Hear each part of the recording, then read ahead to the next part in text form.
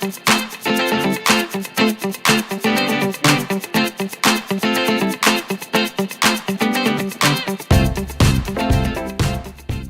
name is Jim Enright. I am a mortgage lender with Corporate Investors Mortgage Group in Chapel Hill.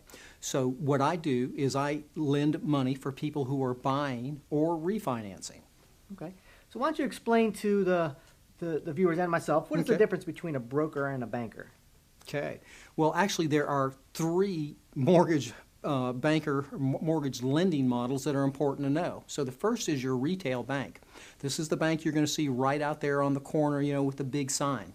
Now, oftentimes people think that's a really great place to go because it's a big name and it's a big bank, and they may have their checking and savings there. And there can be some opportunities. But the difference is that bank only has one set of lenders' rates that they use. The second aspect to be aware of is that once the loan officer takes the application in there, Jeff, it could be processed in another state, it could be underwritten in yet another state, and it could be closed in yet another state. So often there is really very little process control. But the second type is a mortgage broker. A mortgage broker has the benefit of representing many different lenders, so there is a greater rate and competitiveness there. They also process the loans locally, typically right in their office, so there's a little bit more control there.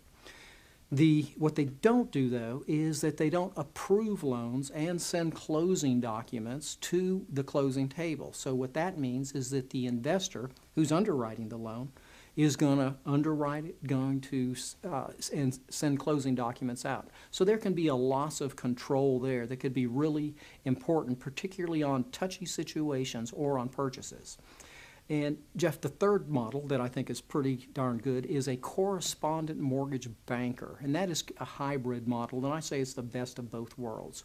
And what a correspondent mortgage banker does is they lend their own money. So not only does a correspondent represent many national banks, and frequently it's the same big banks that are on the corners, but they process the loans in-house, they approve the loans in-house, and they send the closing documents and the check to closing right locally from their office. So for instance, in our case, that's Chapel Hill or Raleigh.